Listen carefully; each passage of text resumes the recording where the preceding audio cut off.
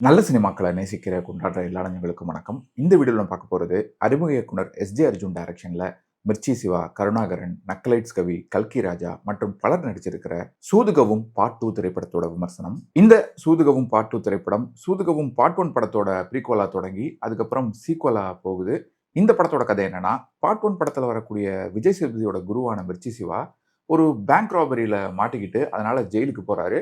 சில வருஷங்கள் ஜெயிலில் இருந்துட்டு ரிலீஸ் ஆகி பார்ட் 1ல எப்படி விஜய் சேதுபதி சின்னதா ஆட்கடத்தல் பண்ணி அது மூலமா அக்கா சம்பாதிப்பாரோ அதே தான் மிர்ச்சி சிவாவும் இந்த படத்துல பண்றாரு. இதுக்கிடையில ஃபர்ஸ்ட் பார்ட்ல தேர்தலில் ஜெயிச்சு மினிஸ்டரான அருமை பிரகாசம் இருக்கார் இல்லையா, அதாவது கருணாகரன் வரக்கூடிய கதாபாத்திரம் இருக்கு இல்லையா, அவரு இந்த படத்துல தொடர்ச்சியா 3 முறை எலெக்ஷன்ல ஜெயிச்சு 3 முறை அமைச்சராகி பலாயிரம் கோடி சொத்து சேர்த்து வச்சிருக்கிறாரு. அடுத்து வரக்கூடிய எலெக்ஷன்ல ஜெயிக்கணும் அப்படிங்கிறதுக்காக மக்களுக்கு பணப்பட்டுவாடா பண்றதுக்காக தயாரா இருக்காரு. இந்த சமயத்துல 2 முன்னாள் போலீஸ் அதிகாரிகளும் ஹீரோ மிர்ச்சி சிவாவும் மினிஸ்டர் அருமை பிரகாசத்தை கடத்தணும்னு நினைக்கிறாங்க, அவரை பழி வாங்கணும்னு நினைக்கிறாங்க. எதுக்காக அவரை பழி வாங்கணும்னு நினைக்கிறாங்க, அது நடந்துச்சா இல்லையா, திரும்பவும் எலெக்ஷன்ல ஜெயிக்கணும் அப்படிங்கிற அருமை பிரகாசத்தோட லட்சியம் நிறைவேறிச்சா இல்லையா அப்படிங்கிறது தான் இந்த சூதுகவும் பார்ட் 2 திரைப்படத்தோட கதை. சூதுகவும் திரைப்படத்தோட முதல் பாகம் தமிழ் சினிமால ரொம்பவே முக்கியமான ஒரு படம்னு சொல்லலாம், ஒரு ட்ரெண்ட் செட்டர் படம் அப்படின்னே சொல்லலாம். ஏன்னா அதுக்கு முன்னால டார்க் காமெடி, பிளாக் ஹியூமர் அப்படிங்கிற ஜேர்னர்ல மும்பை எக்ஸ்பிரஸ் மாதிரி ஒரு சில படங்கள் வந்திருந்தாலும் கூட முதல்ல பெரிய அளவில் ப்ராப்பரா ஹிட்டான ஒரு படம்னா அது சூதுகவும் தான். இப்போ வரைக்கும் எல்லாராலுமே கொண்டாடப்படுற ஒரு கல்ட் மூவி சூதுகவும். அந்த படத்தோட சக்சஸ்க்கு பின்னாலதான் கோலமாவு கோகிலா, நானூறு ஓடிதான், டாக்டர் மாதிரி வேற சில டார்க் காமெடி படங்களும் வந்து ஹிட் ஆச்சு. அப்படி ஒரு மேஜிக் அந்த படத்துல பண்ணியிருப்பாரு இயக்குனர் நலன் குமாரசாமி. அந்த படத்துக்கு பார்ட் 2 பண்றாங்க அப்படின்னு ஒரு அனௌன்ஸ்மெண்ட் வந்ததுமே கொஞ்சம் பக்குன்னு தான் இருந்தது. அதுவும் அந்த படத்தை நலன் குமாரசாமி பண்ணல, வேற யாரோ டைரக்ட் பண்றாங்க அப்படின்னதும் இன்னும் கொஞ்சம் அதிக பயமா தான் இருந்தது. அதே போல இந்த படத்தோட பாடல்கள், ட்ரெய்லர் எல்லாமே பார்க்கும்போது நிச்சயமா இந்த படம் பார்ட் 1ல கால்வாசி அளவு கூட இருக்காது அப்படிங்கிற மாதிரி ஒரு எச்சரிக்கையா தான் இருந்தது. ஸோ இந்த படத்தை பெருசா எந்த ஒரு எதிர்பார்ப்பும் இல்லாம தான் நான் போய் தியேட்டர்ல பார்த்திருந்தேன். இந்த படத்தோட ப்ளஸ் பாயிண்ட்ஸ் என்னன்னா, முதல் பாசிட்டிவ், பார்ட் 1 கதையோட இந்த பார்ட் 2 கதையை கனெக்ட் பண்ண விதம் ஓரளவுக்கு ஆர்கானிக்காவே இருந்தது, கொஞ்சம் ஏற்றுக்கும்படியாவே இருந்தது. And as usual Mirchi Shiva அவர்களுடைய சில ஒன்லைனர்ஸ், லேடிஸ் இருக்காங்கல்ல தள்ளி படங்கடா அப்படின்னு சொல்றது, தோட்டில் அடிப்பட்டவங்கலாம் நாட்டில் பெரிய ஆளா இருக்காங்க அப்படின்னு சொல்றது, செகண்ட் ஹாஃப்ல வரக்கூடிய இன்னும் வேற சில ஒன்லைனர்ஸ் வந்து அங்கங்க சிரிக்கிற மாதிரி இருந்தது. அதே போல அவர் கூடவே இருக்கக்கூடிய நக்கலைட்ஸ் கவி, கல்கி ராஜா, இவங்க 2 பேரும் சில காட்சிகள்ல சிரிக்க வைக்கிறாங்க. இதை தவிர செகண்ட் ஹாஃப்ல தியேட்டர்ல எல்லாருமே சிரிச்ச ஒரு 2 நல்ல காமெடி சீன் இருக்கு. ஒன்னு எம்.எஸ். பாஸ்கர் அவர்கள் மீடியா முன்னால பண்ணக்கூடிய ஒரு விஷயத்தை வச்சு வரக்கூடிய ஒரு சீன், இன்னொன்னு அம்முக்கு குண்டடிப்பட்டுச்சுன்னு சொல்லிட்டு ஆபரேஷன் பண்ணக்கூடிய ஒரு சீன். இந்த 2 சீன் நிஜமாவே சிரிக்கும்படி இருந்தது. எலெக்ஷன் கமிஷன் கிட்டையும் இடி கிட்டையும் மாட்டாம தேர்தல் அப்போ மக்களுக்கு எப்படி ஒரு கேமிங் ஆப் மூலமா பணப்பட்டுவாடா பண்றது அப்படிங்கிற அந்த ஐடியா இன்ட்ரெஸ்டிங்கா இருந்தது. அண்ட் ஏற்கனவே இன்டர்நெட்ல வந்த ஜோக்கா இருந்தாலும் கூட ஜொமேட்டோ ஆப்ல ஃபுட் ஆர்டர் பண்ணி அதிலேயே வீட்டுக்கு போகக்கூடிய அந்த சீன் பண்ணியா இருந்தது. ஆனா இந்த மாதிரி ஒரு சில பாசிட்டிவ்ஸ் தவிர இந்த படத்துல பிளஸ் பாயிண்ட்ஸ் சொல்லிக்கிறதுக்கு வேற எதுவுமே இல்லை. ஏன்னா சூதுகவும் அப்படிங்கிற ஒரு கிளாசிக் படம் மேல லாரியை விட்டு ஏற்றிருக்காங்க அப்படின்னு தான் சொல்லணும். அந்த அளவுக்கு தான் இந்த சீக்வல் இருக்கு. சூதுகவும் பார்ட் 1 பார்க்காதவங்களுக்கு வேணா இந்த படம் ஓரளவுக்கு ஒர்க் ஆகுறதுக்கு வாய்ப்பு இருக்கு. அவங்களுக்கு மட்டும் இந்த படம் புதுசா தெரியறதுக்கு வாய்ப்பு இருக்கு. மற்றபடி பார்ட் 1 படத்தை பார்த்தவங்க, அந்த படத்தை கொண்டாடினவங்க, ரசிச்சவங்களுக்கு இது அந்த பார்ட் 1 படத்தை கண்டம் பண்ண ஒரு கன்றாவியான படம் தான். அரண்மனை சீரீஸ், காஞ்சனா சீரீஸ் மாதிரி ஆடியன்ஸை கொஞ்சமும் மதிக்காத சில பிரான்ச்சைஸ் படங்கள் இருக்கு இல்லையா, அதுல வரக்கூடிய படங்கள் மாதிரியே அப்படியே அதே கதையை, அதே காட்சிகளை வேற சில செட் ஆஃப் நடிகர்களை வச்சு பண்ணியிருக்காங்க. அதுவும் ரொம்ப மொக்கையா பண்ணியிருக்காங்க. ஒவ்வொரு சீனுமே முதல் பாகத்துல வரக்கூடிய அந்த காட்சிகளோட ரீஹாஷ் தான், அதே டெம்ப்ளேட் தான். முதல் பாகத்துல ஆரம்பத்தில் வரக்கூடிய அந்த கடத்தல் காட்சிகள் மாதிரியே இதுலயும் சில கடத்தல் காட்சிகள், அந்த கிட்னாப் சீன்ஸ் வர்றப்போ பார்ட் 1ல வந்து கம்னா கம் கம்னா டிகோன்னு ஒரு பாட்டு வரும் இல்லையா, அதே மாதிரி ஒரு பாட்டு, ஒரே மாதிரியான அரசியல் காட்சிகள், பிரம்மாவுக்கு பின்னால சுடுறது, ஒரு கடத்தலுக்கு அப்புறமா இன்டர்வல்ல வரக்கூடிய ஒரு பிரச்சனை, அதுக்கப்புறமா கடைசியில அந்த தேர்தல் அப்போ எல்லாம் கடந்து போகும்படான்னு ஒரு பாட்டு வரும் இல்லையா, அதே மாதிரி எல்லாமே டிட்டோ தான்.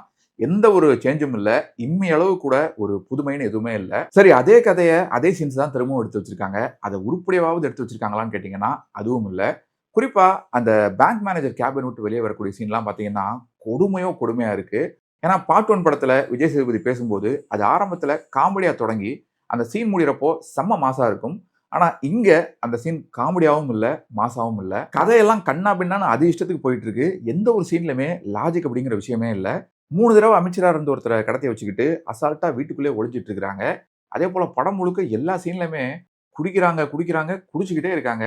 படம் பார்க்குற நமக்கு 2 மணி நேரம் ஒரு டாஸ்மாக்ல உட்காந்துருக்கிற மாதிரி தான் ஃபீல் ஆகுது. ஏற்கனவே கதை போற போக்குல இருக்கிற டார்ச்சர் பத்தாதுன்னு 2 லூசு போலீஸ் கேரக்டர் வேற, அதுலயும் ஃபர்ஸ்ட் பார்ட்ல வரக்கூடிய அந்த பிரம்மா அப்படிங்கிற போலீஸ் கேரக்டர் எல்லாரையும் புடிச்சிட்டு வந்து ஒரு ரூம்ல அடைச்சு வச்சு அவங்கள டார்ச்சர் பண்ணிட்டு இருக்காரு. படம் பார்க்குற நமக்கும் அதே அளவுக்கு டார்ச்சரா தான் இருக்கு. இந்த படத்துல இன்னொரு பெரிய மைனஸ் என்னன்னா, சூதுகவும் பார்ட் 1 திரைப்படத்தோட பட்ஜெட் வந்து அதிகபட்சம் 1.5 கோடி இல்லன்னா 2 கோடி தான் இருக்கும்னு நினைக்கிறேன். ஆனா அந்த படத்தோட மேக்கிங் பிரமாதமா இருக்கும். ஆனா இந்த பார்ட் 2 படத்துல பார்த்தீங்கன்னா, மேக்கிங்கே ஒரு பெரிய மைனஸ் தான். இப்பல்லாம் ஷார்ட் ஃபிலிம்ல கூட இதை விட பெட்டரான மேக்கிங்ல எடுக்க ஆரம்பிச்சிட்டாங்க. மற்ற விஷயங்களை கூட விடுங்க, ஆனா அந்த சிஜி ஒர்க்லாம் ரொம்ப மட்டமா இருந்தது.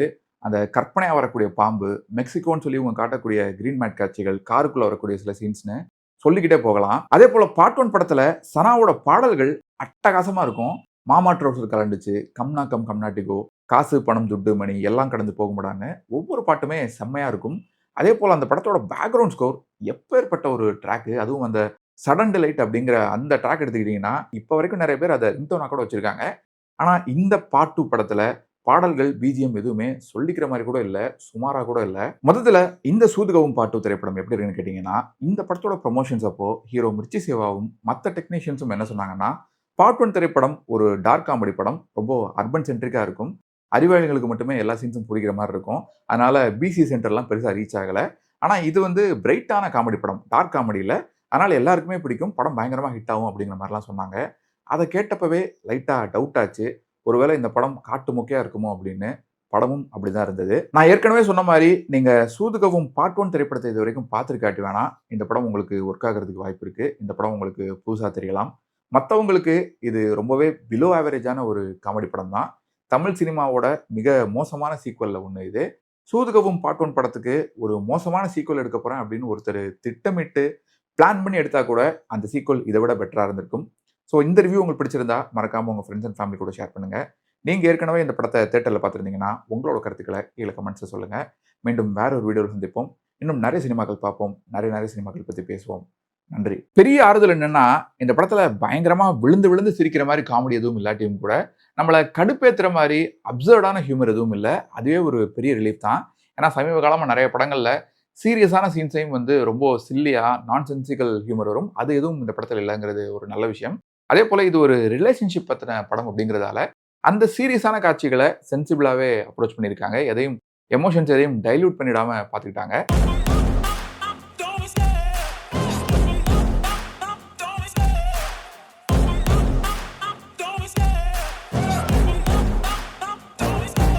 Love the chase and the hunt, and I set the pace when I'm running. I always take what I want and I always give it 100. Don't need a bank, no I'm funded. Play the game like it's nothing, I'm always thankful.